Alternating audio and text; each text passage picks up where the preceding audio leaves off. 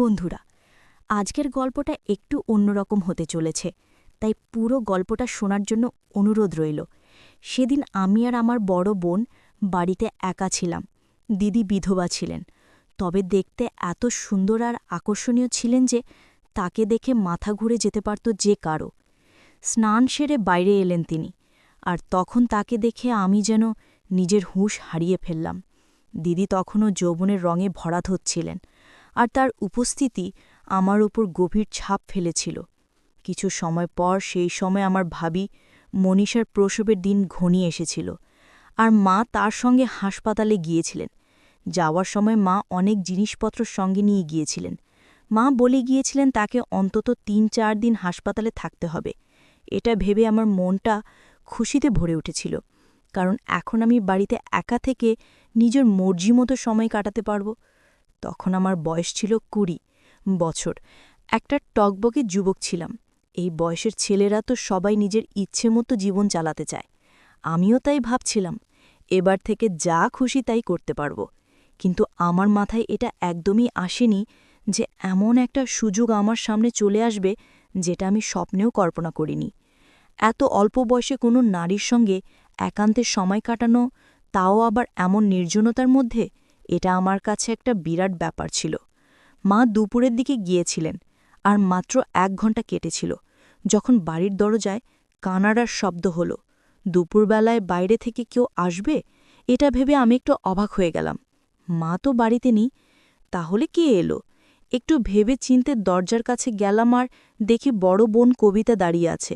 লাল শাড়িতে তাকে অপরূপ সুন্দর লাগছিল। তার ভেজো চুল থেকে পানি ঝরছিল, যেটা তার সৌন্দর্যকে আরও বাড়িয়ে তুলছিল। তাকে দেখে আমার বুকের ভেতর ধুকধুক শুরু হয়ে গেল। মনে হচ্ছিল তাকে জড়িয়ে ধরি, কিন্তু তা তো আর করতে পারি না, কারণ এতদিন আমার আর কবিতা দিদির মধ্যে তেমন কোনো ঘনিষ্ঠতা ছিল না। কবিতা আমাকে দেখে মুচকি হেসে ভেতরে আসার অনুমতি চাইলেন। আমি তাড়াতাড়ি দরজা খুলে তাকে পথ করে দিলাম, আর আদর করে বললাম, দিদি, তোমার অনুমতি চাওয়ার কি দরকার? এটা তো তোমারই বাড়ি। কবিতা দিদি জোরে হেসে উঠলেন। তারপর বলেন, রোহিত, তোমার এই কথাটাই আমার খুব ভালো লাগে। তুমি আমাকে কখনো পর ভাবো না। দিদি হাতে আজও ১ গ্লাস তাজা দুধ ছিল। তিনি সবসময় দুধের গ্লাস নিয়ে আমাদের বাড়িতে আসতেন, আর সোজা আমার দিকে এগিয়ে দিতেন। এখন তো আমার দুধ খাওয়ার এমন অভ্যাস হয়ে গেছে যে আমি তৎক্ষণাৎ দিদির হাত থেকে গ্লাসটা নিয়ে এক চুমুকে সবটা শেষ করে দিলাম। এটা দেখি দিদি হাসলেন। তারপর আমার কাছে এসে বললেন, তোমার আমার তাজা দুধ খুব পছন্দ, তাই না? মিউজিক? আমি তৎক্ষণাৎ হাসি চোখে মাথা নাড়লাম। তিনি আমার হাত ধরে আমার পাশে বসালেন। এই প্রথমবার কবিতা দিদি আমার হাত ধরলেন। তার স্পর্শে আমার শরীরে যেন বিদ্যুৎ খেলে গেল। তিনি আস্তে করে বললেন, রোহিত, তুমি জানো, আমার স্বামীরও আমার তাজা দুধ খুব পছন্দ ছিল, কিন্তু তার খুব তাড়াতাড়ি মৃত্যু হয়ে গেল। আমাদের একসঙ্গে সময়টা খুব কম কাটানো হয়েছে। তার চলে যাওয়ার পর থেকে আমি খুব একা বোধ করি। এই কথা আমি ছাড়া আর কেউ জানে না, তাই তো প্রতিদিন তোমাদের বাড়িতে চলে আসি। আমি মুচকি হেসে তার কাঁধে হাত রেখে বললাম, তুমি কেন এত চিন্তা করো? আমরা তো আছি তোমার সঙ্গে। মিউজিক? আমি সবসময় তোমার খেয়াল রাখার চেষ্টা করি। কখনো কিছু দরকার হলে একদম একদম নিঃসংকোচে আমাকে বলতে পারো। মিউজিক? আমার কথা শুনে কবিতা দিদির চোখে একটা অদ্ভুত চমক দেখা গেল। তিনি বললেন, সত্যি? মিউজিক? বলছো তুমি আমার সব কথা মানবে? আমি জোরে জোরে মাথা নাড়লাম। তিনি আস্তে করে আমার কানের কাছে এসে ফেসফেস করে বললেন, আমি তোমার সঙ্গে শুতে চাই। তুমি কি আমাকে সেখানে নিয়ে যাবে? কবিতা দিদির মুখ থেকে এমন কথা শুনে আমার মুখটা লজ্জায় লাল হয়ে গেল। আমি তখন মাত্র ২০ বছরের ছেলে। প্রথমবার কোনো নারী আমার এত কাছে এসছে। শোবার ঘরে যাবার কথা শুনে আমি আরও লজ্জায় পড়ে গেলাম। মিউজিক? তিনি আমার চোখের দিকে তাকিয়ে বললেন, কি হলো, তুমি কি আমার কথা রাখবে না? তার কথার ধরন এত মায়াবী ছিল যে আমি নিজেকে আর থামাতে পারলাম না। হয়তো এটা আমার বয়সের দোষ ছিল, নয়তো সেই অনুভূতিগুলো যেগুলো অনেক দিন ধরে আমার মনে চাপা পড়েছিল। আর আমি দিদির হাত ধরলাম, আর কিছু না ভেবেই তাকে আমার ঘরে নিয়ে গেলাম। তিনি চুপচাপ মিউজিক ওড়না এক পাশে রেখে আমার বিছানায় শুয়ে পড়লেন। সত্যি বলতে কবিতা দিদির কাছ থেকে এমন মিউজিক আচরণ আমি একদম আশা করিনি। তিনি আমাদের বাড়িতে এসেছেন মাত্র 1 মাস হয়েছে। এর আগে কখনো আমাদের মধ্যে এমন কোনো কথা হয়নি। আজ হঠাৎ করেই তিনি আমার বিছানায় এসে শুয়ে পড়লেন, আর আমিও তার সঙ্গে বিছানায় চলে গেলাম। কবিতা দিদি আমার কান ধরে মুচকি হেসে বললেন, তুমি তো বেশ দুষ্টু ছেলে। আমি তার দিকে হাত বাড়ানোর আগেই তিনি এমন কিছু করলেন যে আমার হুঁশ উড়ে গেল। আমি অবাক হয়ে জিজ্ঞেস করলাম, এটা কি করছেন আপনি? তিনি হেসে বললেন, এটাও তো ভালোবাসার একটা ধরন। তিনি আমার পায়ের কাছে বসলেন, আর তারপরের 4 ঘন্টা যা কিছু করলেন সেটা আমি জীবনে কখনো ভুলব না। মনে হচ্ছিল কবিতা দিদি যেন খুব অভিজ্ঞ নারী, এসব তার কাছে নতুন কিছু নয়। অপুর কৃপায় হঠাৎ আমার মনে পড়ে গেল যে কিছুক্ষণ আগে আমি তার দাওরকে তার বাড়ি থেকে বেরোতে দেখেছিলাম, আর এই মুহূর্তে যেই অবস্থায় তিনি দরজায় দাঁড়িয়েছিলেন সেটা ছিল একটা চমকে দেওয়া মুহূর্ত। মিউজিক, আমি ভাবতে শুরু করলাম যে কবিতা দিদি কি তার দাওরের সঙ্গেও এমন করে? সবাই তার সম্পর্কে একই কথা বলতো, তার দাওরের সঙ্গেও নাকি তার সম্পর্ক আছে। মিউজিক, আর কিছুক্ষণ পর আমার সব প্রশ্নের জবাব মিলে গেল যখন কবিতা দিদি টানা 4 ঘন্টা আমার সঙ্গে সেই সব করলেন। কবিতা দিদি একজন সুগঠিত সুন্দরী আর যৌবনবতী নারী ছিলেন। তার শরীরের গরম ছিল আকর্ষণীয়। মাত্র কয়েক মাস আগে তিনি আমাদের পাশের বাড়িতে এসে উঠেছিলেন। প্রথম আমাদের সঙ্গে তার তেমন জানাশোনা ছিল না। একদিন তিনি তাজা দুধ নিয়ে আমাদের বাড়িতে এলেন, আর মায়ের সঙ্গে নিজের পরিচয় মিউজিক দিলেন। তখন জানতে পারলাম তিনি একজন বিধবার নারী, একা থাকেন, তার সঙ্গে কেউ ছিল না, শুধু তার দেওয়ার ছাড়া, যে মাঝে মধ্যে তার সঙ্গে দেখা করতে আসত। মিউজিক, কবিতা দিদি বলেছিলেন তার খরচও তার দেওয়ারই চালায়। তিনি শুধু নরম স্বভাবেরই ছিলেন না, ভালোবাসতে জানা একজন নারীও ছিলেন। যেদিন কবিতা দিদি প্রথমবার আমাদের বাড়িতে তাজা দুধ নিয়ে এলেন, আমি তাড়াতাড়ি সেই দুধটা খেয়ে ফেললাম, কারণ তার হাতে তৈরি তাজা দুধ আমার খুব পছন্দ ছিল। দুধটা এতটাই সুস্বাদু ছিল যে কবিতা দিদি যখন তৈরি করে আনতেন তাতে আমারও কিছুটা ভাগ বসাতে ইচ্ছা করত। আমার এই পছন্দ দেখে তিনি বললেন, আমি যখনই আসব তোমার জন্য এই দুধ অবশ্যই নিয়ে আসব। তারপর থেকে তার আর আমার মায়ের মধ্যে এমন একটা বন্ধুত্ব গড়ে উঠল যে তিনি প্রতিদিন দুপুরে আমাদের বাড়িতে আসতে শুরু করেন। তিনি একটা মানুষ ছিলেন, মায়ের সঙ্গে নিজের সুখ দুঃখের কথা ভাগ করে নিতেন। মাও কবিতা দিদির সঙ্গে বাড়ির সব কথা খুলে বলতেন। এতে করে তাদের বন্ধুত্বটা আরও গভীর হয়ে যায়, আর এই বন্ধুত্বের সুবিধাটা আমি পেতে শুরু করলাম। মিউজিক, আমার এখন শুধু কবিতা দিদির আনা তাজা দুধই খেতাম, আর সারাক্ষণ তার দিকে তাকিয়ে থাকতাম, কারণ কবিতা দিদি আমার খুব পছন্দ হয়ে গিয়েছিল। এই বয়সের ছেলেরা এমন নারীরা খুব আকর্ষণ করে, আর কবিতা দিদির ব্যক্তিত্ব ঠিক তেমনই ছিল। আস্তে আস্তে কবিতা দিদি ছোটখাটো কাজের জন্য আমাকে ডাকতে শুরু করলেন। কোনো কাজ থাকলেই তিনি আমাকে ডাক দিতেন, আর আমি দৌড়ে তার কাছে চলে যেতাম। তার জিনিসপত্র, সবজি কেনার কাজ সব আমার জিম্মায় চলে এসেছিল। মা বলতেন, কবিতা বিধবা মানুষ, তার সাহায্য করা আমাদের কর্তব্য। বাবা কয়েকবার বলেছিলেন, অচেনা মেয়ে মানুষের কাছে ছেলেকে এভাবে পাঠানো ঠিক না, পাড়ায় কি কথা উঠবে, কিছু উল্টোপাল্টো হয়ে গেলে কি হবে।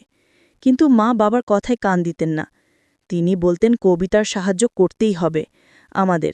এরপর থেকে কবিতা দিদি প্রতিদিন আমাদের বাড়িতে আসতে লাগলেন, আর আমিও প্রতিদিন তাজা দুধ খেতে পেলাম।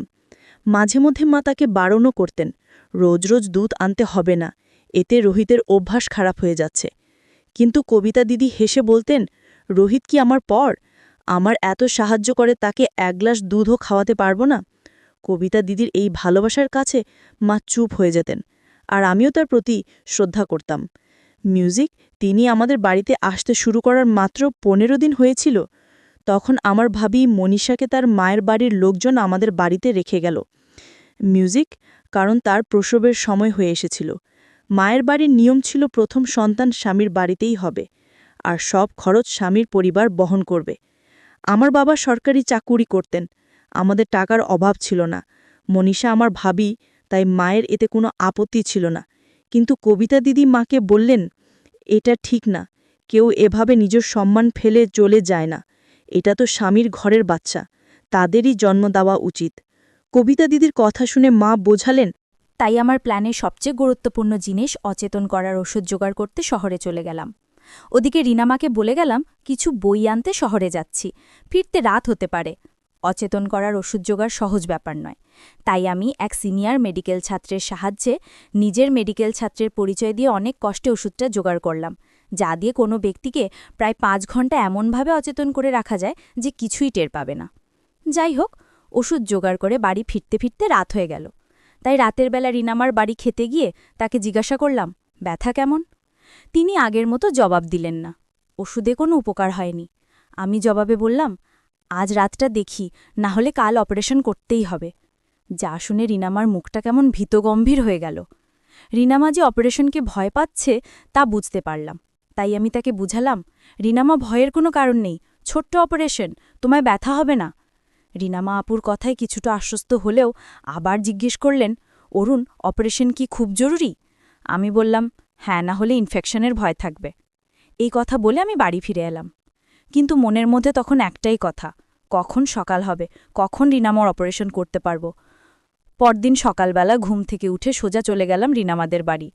রিনামা খুব ভোরে ঘুম থেকে ওঠেন। আমি গিয়ে দেখলাম তিনি চা রেডি করে রেখেছেন। আমি চা খেতে খেতে তাকে আবার প্রশ্ন করলাম, তোমার ব্যথার কি অবস্থা এখন? তিনি মাথা ঝুঁকিয়ে বড় দুঃখের সাথে বললেন, না রে অরুণ, ব্যথা একদম কমেনি। আমি কথাটা শুনে মনে মনে খুব খুশি হলাম, কিন্তু মুখে একটা চিন্তার ভাব নিয়ে তাকে জানালাম, রিনামা, আর কোনো উপায় নেই, অপারেশনটা করতেই হবে। যা শুনে তিনি আবারও চিন্তিত হয়ে বললেন, অরুণ, আর কিছুদিন দেখলে হয় না? সবে তো মাত্র একদিন ওষুধ খেলাম। আমি সঙ্গে সঙ্গে তাকে থামিয়ে দিয়ে বললাম, না রিনামা, তোমার যা রোগ তা ওষুধে সারবে না মনে হচ্ছে। তবু আমি একবার চেষ্টা করলাম, কিন্তু এরপরে অপারেশন না করলে বিপদ হতে পারে। আমার কথা শুনে রিনামা আরও ঘাবড়ে গেলেন।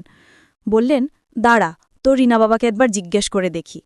এটা শুনে আমি মনে মনে কিছুটা ভয় পেয়ে গেলাম যে এবার আমার প্ল্যানটা না ভেস্তে চায়। এমন সময় রিনামা বললেন, অরুণ, তোর কাছে মোবাইল আছে না? আমাকে একটু দে না, তো রিনা বাবার সাথে কথা বলে দেখি তিনি কি বলেন। আমি মন না চাইলেও অনিচ্ছা সহকারে মোবাইলটা তাকে দিলাম। তিনি মোবাইলে রিনা বাবাকে সব ঘটনাটা বললেন। শুনে তিনি বললেন, অরুণ এই বিষয়ে সব জানে, তাই সে যেটা ভালো বুঝবে সেটাই করা উচিত, আর ও যদি বলে অপারেশন করা জরুরি তাহলে তা করিয়ে নেওয়া ভালো। রিনা বাবার সাথে কথা বলে রিনামা এবার যেন অনেকটা হালকা হলেন, আর আমি মনে মনে খুব খুশি হলাম, কারণ আজ রিনা বাবার পারমিশন নিয়ে আমি রিনামার চিকিৎসা করব। রিনামা জিজ্ঞাসা করলেন, অরুণ, তাহলে কখন করবি? আমি কিছুটা ডাক্তারি ঝেড়ে বললাম, তুমি সকাল 10টার দিকে পেট ভরে খেয়ে নিবে আর ভালোমতো স্নান করে নেবে। আমি তোমাকে ওষুধ দিয়ে অচেতন করে নেব, তুমি বুঝতেই পারবে না কখন কি হয়েছে। যা শুনে রিনামা বললেন, তাই নাকি? তাহলে খুব ভালো। আমি বললাম, তুমি ঘুম থেকে উঠে দেখবে সব শেষ। তাহলে আমি এখন যাই, 10টার দিকে আসব, তুমি রেডি থেকো। 10টার সময় আমি চলে আসলাম রিনামাদের বাড়ি, অচেতন করার ওষুধ আর আমার যন্ত্রসন্ত্র নিয়ে। ঘরে গিয়ে দেখি যে তিনি রেডি হয়ে বসে আছে। আমি সাথে সাথে তাকে বললাম, রিনামা, একটা বড় চাদর বিছিয়ে নাও, না হলে বিছানা নোংরা হয়ে যাবে। তিনি একটা চাদর এনে বিছানায় বেঁধে দিলেন। এরপর আমি অচেতন করার ওষুধ দিলাম। কিছুক্ষণ অপেক্ষা করতেই তিনি আস্তে আস্তে অচেতন হয়ে পড়লেন। আমি পরীক্ষা করে নিলাম যে তিনি ওষুধের প্রভাবে সম্পূর্ণরূপে অচেতন কিনা। এবার আমি চিকিৎসা শুরু করলাম। বড় একটা সাপোজিটরি তৈরি করে নিলাম। বন্ধুরা, তোমরা নিশ্চয়ই বুঝতে পেরেছ আমি কিসের কথা বলছি। আস্তে আস্তে চিকিৎসা করতে লাগলাম। প্রায় 3 ঘন্টা এক নাগারে রিনামার চিকিৎসা করার পর ক্লান্তি লাগছিল। এদিকে রিনামা বুঝতে পারলেন না কি হয়েছে এই 3 ঘন্টায়। একটু পর আমি সব গুছিয়ে নিলাম। এরপর পাশে রাখা জলের বোতল থেকে জল নিয়ে ছিটিয়ে দিলাম তার চোখে মুটে। এতে তিনি কিছুটা স্বাভাবিক হয়ে এলেন।